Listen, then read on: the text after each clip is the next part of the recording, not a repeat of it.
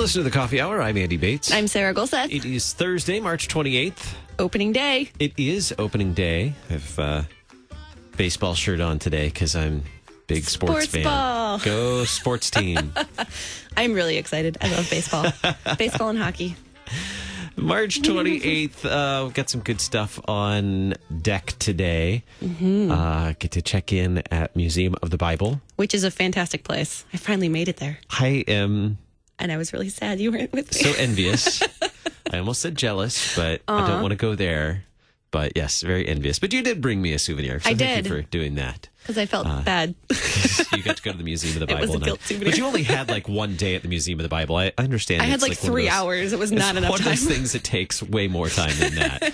Yes. But if you're looking to spend some time working on something with the Museum of the Bible, there is a unique opportunity for someone who has time to do that. Now, it's not in DC. I believe this one is probably going to be out where where's this? Oklahoma City, I think.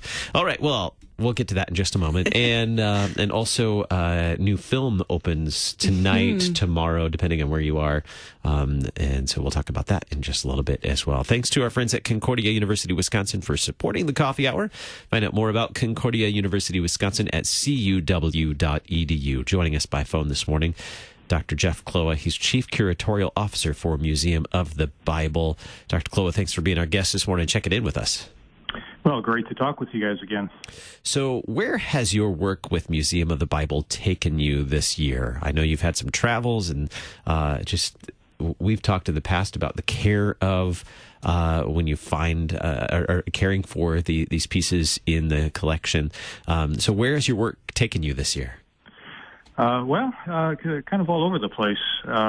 We're working on some future exhibitions and partnerships with some pretty significant partners. Really excited about. So I've been to actually in the last month to Jerusalem, Istanbul, Athens. A couple of months ago in London. A little bit before that in Ethiopia. So it's been really exciting to see lots of people who are excited about sharing about the Bible, talking about the Bible. It's, of course, a very important book, and very excited to see a lot of groups and people who want to help in this educational mission that we have. What kinds of things do you collect things as you go, or are you bringing back big suitcases? I don't know. Are you making connections? What kind of things do you get to do when you? Mostly these days it's connections for partnerships that relate to exhibits or lecture series, conferences, those kinds of things. So primarily, we're working on. There's a little bit of acquisitions here and there as interesting items come up and fit our collection. But mostly now we're working on loan agreements and borrowing artifacts from organizations and from institutions that have some just wonderful pieces that would be great for people in the U.S. to see. Yeah, and I actually had the chance to visit briefly the Museum of the Bible in January. It was a few hours because my flight got canceled during snowpocalypse in January. And I think I maybe saw a quarter of what was there in a few hours. I mean, there's so much there that you can see, and it takes some time to like process through what you're actually looking at. Well, you have to come back. Yeah, I will. Yeah, we've gotten that feedback. You know, it's an amazing place, and we've tried to provide something that would be appealing to a wide range of audiences. So you've got things for kids, you've got things that's very, kind of high tech and cutting edge, very immersive and engaging. And we also have very, kind of, if you will, serious or academic, archaeological kinds of things. So, by trying to appeal or providing things for a wide range of audiences, it's really difficult to take everything in. One estimate, I'm not sure how accurate it is, but if you read every label, watched every video, went through every interactive, it would take about 8 days to do the entire museum. So, I believe it. That's a good biblical number. Yeah, the 8th day, right.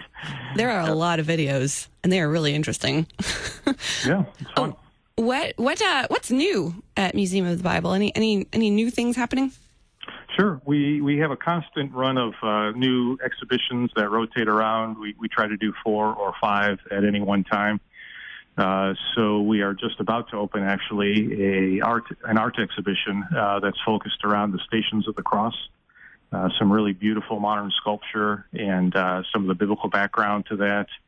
So that opens here just next week, actually.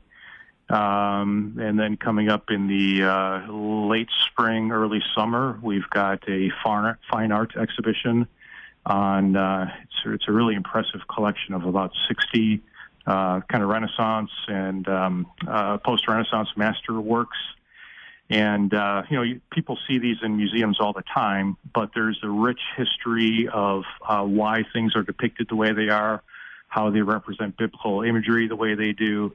And so we're doing an exhibition not only to show this beautiful art, but also to help understand how to interpret a painting, when you go to an art museum or when you see it on the internet.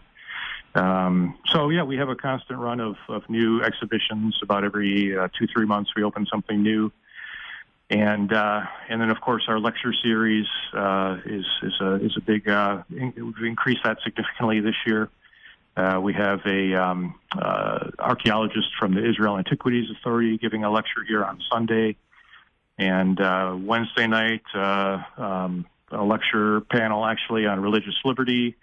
Thursday night next week, a lecture on the impact of the Jewish revolt in the first century on both early Christianity and early Judaism, with some scholars from Duke and New York University. So, there's a lot going on, and actually the lectures, just so your audience knows, you don't have to go to Washington. You can actually go to our Facebook page, and all those lectures are streamed on Facebook Live, so you can follow along from home.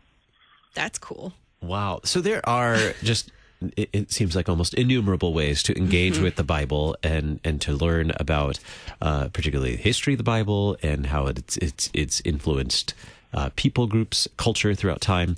And there is a unique opportunity, and I can't remember, now I have to go back and look at my notes where I came across this, but I saw something about an internship coming up this year.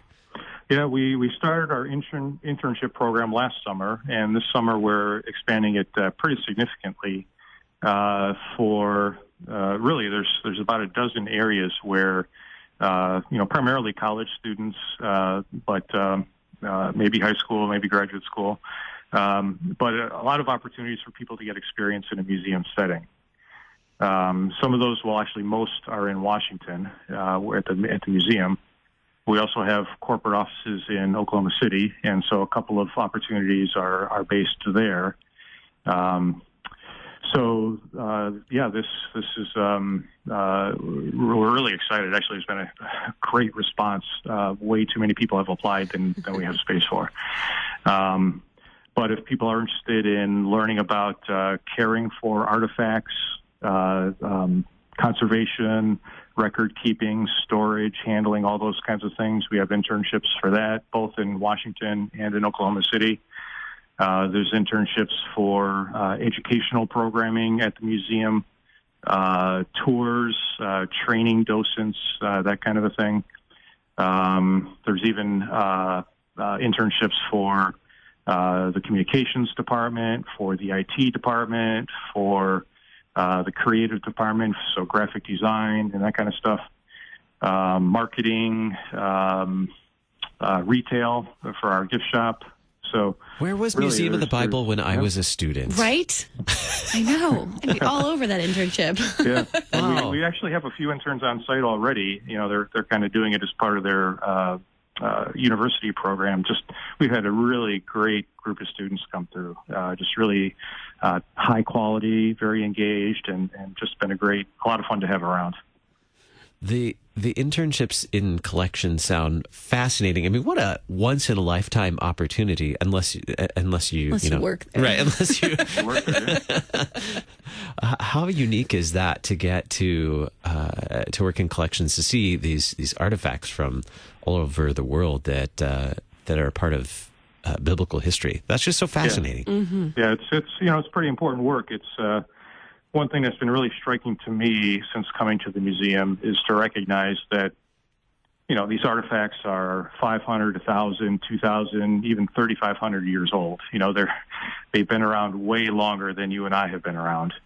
And part of our responsibility is to make sure that they're around for another, 1,000, 2,000, 3,500 years, so that future generations can also be impacted and learn about this book and this important history and its continuing importance.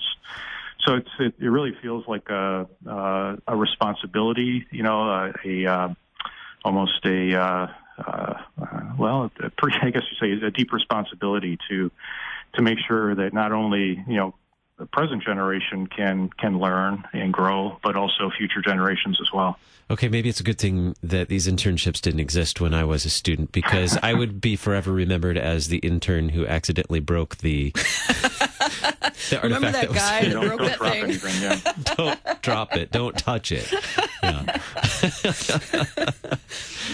Where can we find out about internships? Are they on the Museum of the Bible website? Yes, absolutely. If you go to museumofthebible.org and just type in internships, it'll pop up.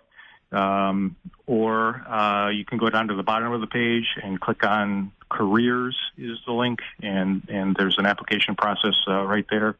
It lists out all the opportunities that are available. So, or I could give you a phone number if I was on the ball, which I should have memorized, but I don't. Phone number is 866-430-MOTB. There you go.